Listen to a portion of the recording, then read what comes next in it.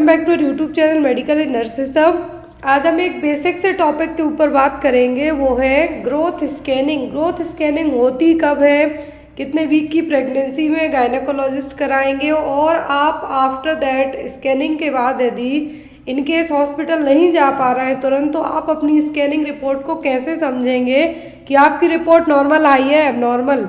मेरे पास 4 से 5 रिपोर्ट्स हैं, लेकिन मैं सबसे पहले अपनी खुद की रिपोर्ट से मैंने वीडियो स्टार्ट किया ताकि आपको डाउट ना हो। ये मेरे खुद की रिपोर्ट है जो कि 2021 की है। यहाँ पर अकॉर्डिंग टू दैट रिपोर्ट के हम ये भी जानेंगे कि इसमें किस टर्म का मतलब क्या है, कितने वीक की प्रेगनेंसी में। देखिए अलग अलग रिपोर्ट्स हैं, बट ये जो कलर्ड थोड़ी रिपोर्ट दिख रही है मेरी खुद की है, जो रेनबो हॉस्पिटल में करवाई गई थी। और जो प्रेजेंटेशन कैसा होना चाहिए, जब नॉर्मल डिलीवरी हो सकती है, प्लेसेंटा की क्या पोजीशंस होनी चाहिए, कितने वीक की प्रेगनेंसी में बच्चे का वज़न कितना जाएगा, डायमीटर्स क्या है, कितने वज़न का नॉर्मल बच्चा पैदा होना चाहिए। तो चलिए हम स्टार्ट करेंगे इस स्कैनिंग से कि यहाँ पर जो टर्म्स दिए गए हैं आप नॉर्मल वे में इसको कैसे समझेंगे, नॉर्मल वे में आप इस चीज़ को कैसे समझ पाएंगे। तो स्कैनिंग जो आप देख रहे हैं, ये स्कैनिंग की गई थी 26 दिसंबर 2020 को, आज से 2 दिन पहले ही, लगभग 3 साल पहले। जो कि यहाँ पे अकॉर्डिंग टू दैट स्कैनिंग के ऐसा नहीं है कि जो यहाँ पे ईडीडी दी गई है उस ईडीडी के हिसाब से मेरी डिलीवरी हुई थी, ऐसा नहीं हुआ था। बट यहाँ पर इस स्कैनिंग को हम डिटेल में जानेंगे कि क्या है, किस जो स्कैनिंग यदि आपके हाथ में किसी की भी रिपोर्ट कोई दे दे तो आप उसको कैसे पढ़ के बता। इस स्कैनिंग रिपोर्ट के हिसाब से जो ये स्कैनिंग की गई थी, इस रिपोर्ट के हिसाब से चलिए, और आपके पास कोई सी भी स्कैनिंग इनकेस आती है तो आप उसको कैसे है जो डील कर सकते हैं कि आपको किस तरीके से कौन सी स्कैनिंग रिपोर्ट पढ़नी है। तो यहाँ पर ये जो स्कैनिंग की गई थी ये हुई थी 35 वीक की प्रेगनेंसी में, जिसको जनरली जो 35 हफ्तों में स्कैनिंग की जाती है इसको कहा जाता है ग्रोथ स्कैनिंग, या फिर जो यूट्रस में, जो गर्भाशय में जो बच्चा पल रहा है उसकी ग्रोथ किस तरीके से हो रही है उसके लिए स्कैनिंग की जाती है। तो यहाँ पर यदि ट्विन प्रेगनेंसी रहती हैं तब यहाँ पे क्या लिख दिया जाता है, ट्विन। क्या लिखा जाता है, ट्विन। लेकिन यहाँ पर क्या था, सिंगलटन प्रेगनेंसी थी, मतलब एक ही बच्चा था, इसलिए यहाँ पे हमेशा रिपोर्ट में क्या लिखा जाता है, सिंगलेटन प्रेगनेंसी, मतलब नंबर ऑफ 1 फीटस, ओनली एक ही फीटस है जो प्रेजेंट है। दूसरी चीज़ यहाँ पर एलएमपी क्या है, एलएमपी क्या है और ईडीडी क्या है। तो एलएमपी का मतलब होता है लास्ट मेंस्ट्रुअल पीरियड। क्या है, लास्ट मेंस्ट्रुअल पीरियड। जो भी पीरियड्स हैं लास्ट में आए, लास्ट मेंस्ट्रुअल पीरियड का पहला दिन, जैसे पीरियड्स 21 अप्रैल को क्या हुए, स्टार्ट हुए, 21 अप्रैल 2020 को स्टार्ट हुए, तो उसका पहला दिन गिना जाएगा, ना कि 5वां दिन। तो एलएमपी का मतलब क्या होगा, लास्ट मेंस्ट्रुअल पीरियड। फिर होता है यहाँ पर एक और टर्म ईडीडी। ईडीडी का मतलब होता है expected date of delivery, expected date of delivery. ये डेट कैसे निकाली जाती है, तो इस डेट के अकॉर्डिंग एक जो फॉर्मूला यूज़ किया जाता है मेडिकल में वो क्या होता है, एलएमपी, मतलब लास्ट मेंस्ट्रुअल पीरियड का पहला दिन, एलएमपी का कौन सा, फर्स्ट डे, प्लस 9 मंथ, मतलब कि यहाँ पे 9 महीने हैं जो ऐड किए जाएंगे, प्लस 7 डेज, प्लस 7 डेज है जो यहाँ पे ऐड किए जाएंगे। अकॉर्डिंग टू दैट क्या निकल के आएगा, ईडीडी। तो यहाँ पे ईडीडी कैसे निकाली जाएगी, लास्ट मेंस्ट्रुअल पीरियड का पहला दिन, उसमें 9 दिन और जोड़ देना है और 7 दिन और जोड़ देना है, तो ईडीडी निकल के आएगी। अकॉर्डिंग टू जो एलएमपी है यहाँ पे इस रिपोर्ट में 21 अप्रैल 2020 क्या था, एलएमपी का पहला दिन, लास्ट मेंस्ट्रुअल पीरियड का पहला दिन। इसमें 9 मंथ जोड़े गए प्लस 7 दिन और जोड़े गए, 9 मंथ जोड़े गए प्लस 7 दिन और जोड़े गए, निकल के क्या आ गया, ईडीडी। अब यहाँ पे 26 जनवरी क्यों निकल के आया, क्योंकि जो 21 अप्रैल से जनवरी तक का ड्यूरेशन तो आपके 9 मंथ में हो गए, लेकिन कुछ मंथ 31 दिन के होते हैं, तो यहाँ पर वो 31 दिन भी ऐड कर दिए गए, इसीलिए यहाँ पे जो निकल के आया क्या आया, OI डेट 26 जनवरी 2021। अब कुछ भी यहाँ पे आपके पास XYZ, यदि किसी का LMP मान लीजिए दिसंबर 22 है, दिसंबर 25 है, तो उसके अकॉर्डिंग यहाँ पे EDD निकल के आएगी। जेस्टेशनल एज का मतलब होता है, एक तो होती है जेस्टेशनल एज कैसे, LMP के बेस पर, मतलब जो LMP के अकॉर्डिंग कैलकुलेट की गई वो, और दूसरी होती है जो सोनोग्राफी के थ्रू निकल के आएगी उसके अकॉर्डिंग। तो यहाँ पर कभी कभी ये डिफरेंस देखने को मिल सकता है, जो मैं अभी दूसरी रिपोर्ट दिखाऊंगी उनमें थोड़ा बहुत डिफरेंस देखने को मिल सकता है 1-2 हफ्तों तक का। तो यहाँ पे जब स्कैनिंग की गई बेस्ड ऑन दैट स्कैनिंग, उस टाइम पे भी जेस्टेशनल एज और जो LMP है जो मैच किया सेम एज निकल के आया। अब हम बात करते हैं कि क्या कार्डियक एक्टिविटी का मतलब है यहाँ पे आपके FHR, फीटल हार्ट रेट। क्या है, फीटल हार्ट रेट, जो कि कितनी होती है 120 से लेके 160 तक, कितनी 120 से लेके 160 बीट पर मिनट। 1 मिनट में जो गर्भाशय में बेबी है उसका हार्ट 1 मिनट में 120 से 160 बार धड़केगा, वो नॉर्मल कहलाएगा। यदि इससे कम होता है 120 से तो बच्चे को प्रॉब्लम हो रही है, और ज़्यादा होता है तो भी प्रॉब्लम हो रही है। फीटल मूवमेंट विजुअलाइज है, मतलब जो गर्भ में बच्चा है हिलडुल रहा है, एक्टिव है। यदि बच्चा डल है, मूवमेंट देखने को नहीं मिल रहे हैं, तब प्रॉब्लम की बात है। लेकिन यदि नॉर्मल है, बच्चा हिलडुल रहा है, एक्टिव है, मतलब क्या है यहाँ पे फीटल मूवमेंट विजुअलाइज हो रहे हैं। दूसरा आता है सिफेलिक। क्या है सिफेलिक, क्या किया गया सिफेलिक का मतलब होता है बच्चे का प्रेजेंटेशन। क्या है, बच्चे का प्रेजेंटेशन कैसा है, सिफेलिक है, ब्रीच है, ट्रांसवर्स है कि ऑब्लिक है। तो सिफेलिक का मतलब होगा कि बच्चे का सिर कहाँ पर है, प्यूबिक सिम्फाइसिस में नीचे की तरफ है। कहाँ पर है, बच्चे का सिर नीचे की तरफ है, मतलब ये नॉर्मल है। फीटल पोजीशन क्या मानी जाएगी, नॉर्मल है। यदि इसी रिपोर्ट में जो यहाँ पे सिफेलिक लिखा हुआ है प्रेजेंटेशन, इसकी जगह ब्रीच आ जाए, मतलब कि बच्चा उल्टा है। नॉर्मल वे में आप समझें तो क्या समझेंगे कि बच्चा उल्टा है, बच्चे के जो बटक्स है नीचे की तरफ है, और सिर है जो ऊपर की तरफ है। तो इस केस में नॉर्मल डिलीवरी कराना पॉसिबल नहीं हो पाता है। फिर आता है तीसरे नंबर पर ऑब्लिक का मतलब है बच्चा कैसा है, तिरछा है। बच्चे की जो पोजीशन है वो क्या है, प्रेजेंटेशन है वो क्या है, तिरछा है बच्चा। और ट्रांसवर्स में तो बच्चा पूरा इस तरीके से है कि ऐसे केस में यदि जो मैनुअल एग्जामिनेशन के थ्रू, यदि ड्यूरिंग द जो लास्ट स्कैनिंग हुई है उसके थ्रू यदि डॉक्टर बच्चे को घुमा पाए मैन्यूवर्स के थ्रू तो ठीक है, अदरवाइज ऐसे केस में सिजेरियन सेक्शन ही प्रेफर किया जाएगा। तो यदि प्रेजेंटेशन सिफेलिक है, क्या है, प्रेजेंटेशन सिफेलिक है, मतलब कि बच्चे का सिर नीचे की तरफ है और बाकी का जो बटक्स है वो ऊपर की तरफ है, और इस केस में नॉर्मल डिलीवरी हो सकती है। ब्रीच है, ब्रीच प्रेजेंटेशन है, मतलब बच्चे के बटक्स नीचे की तरफ है।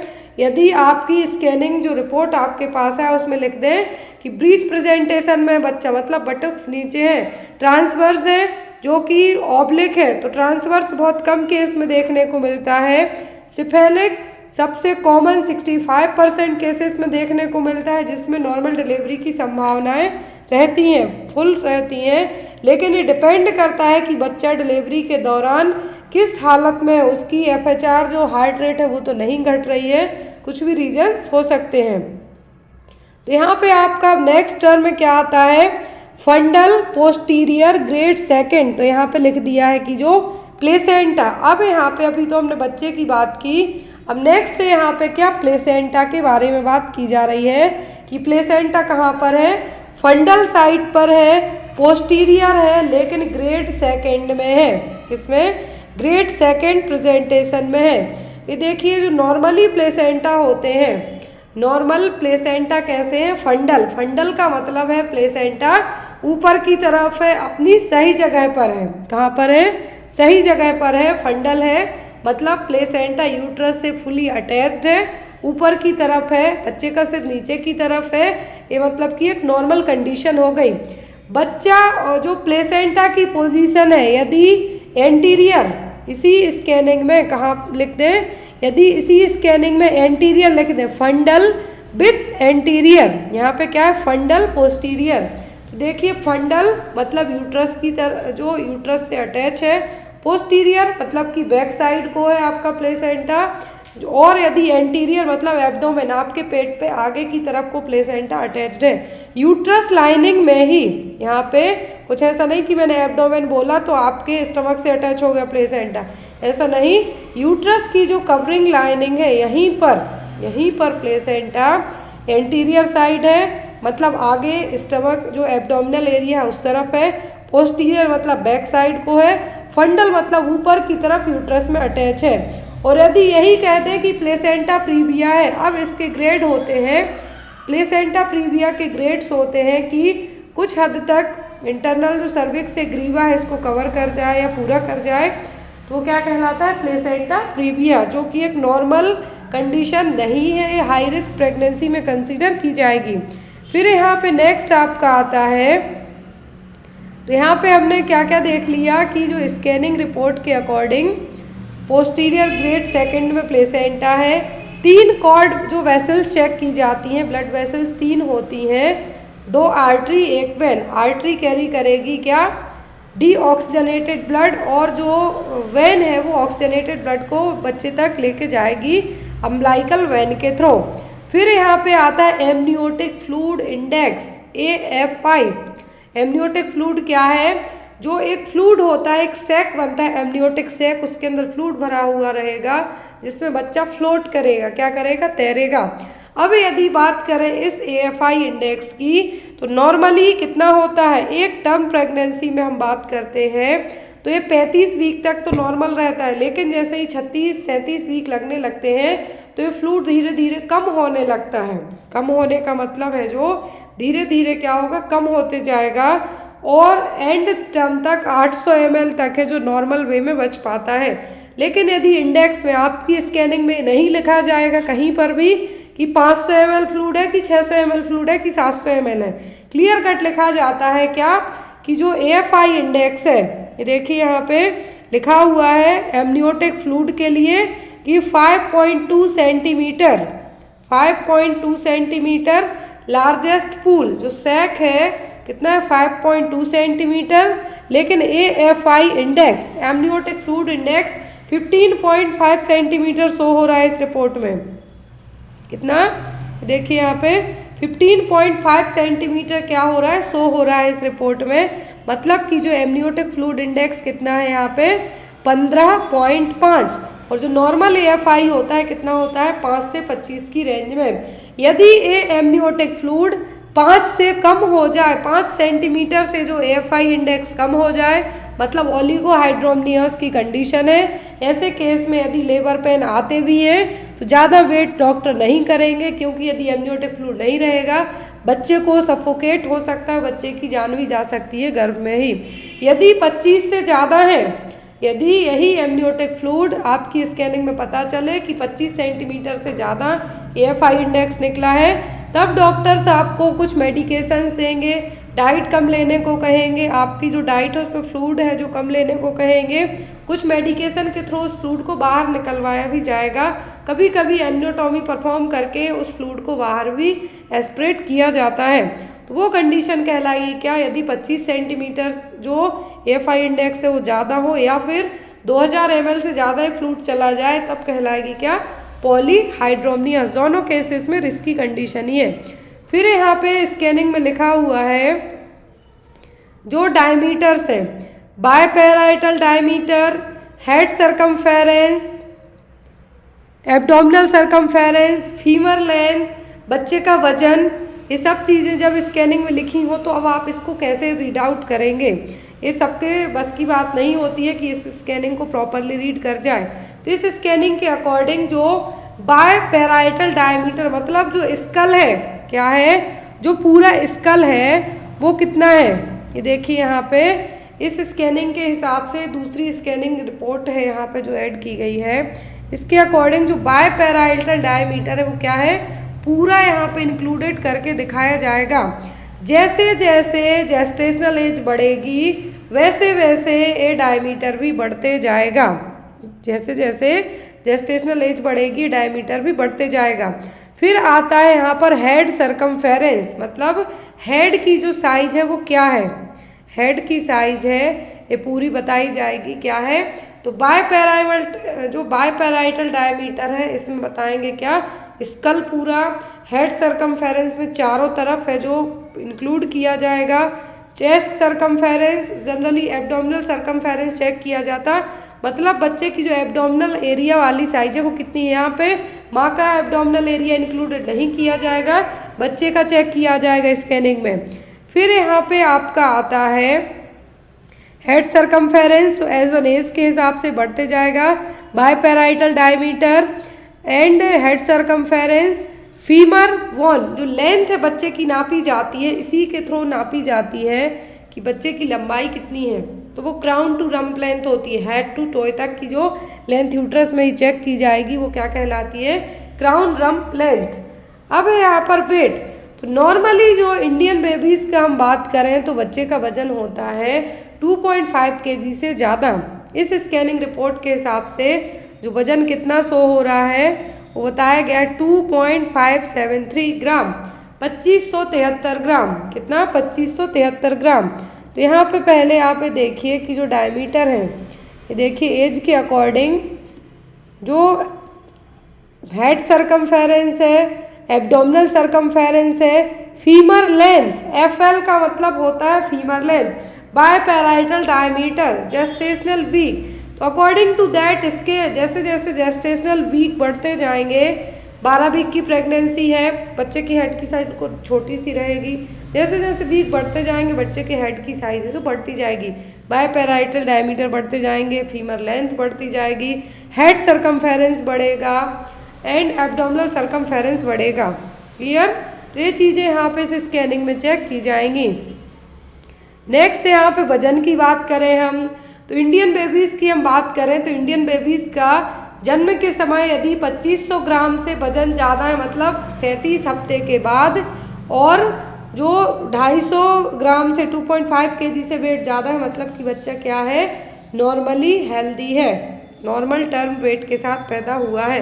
इससे कम है तो बच्चे को लो बर्थ वेट बेबीज़ की कैटेगरी में भी कंसीडर किया जाता है।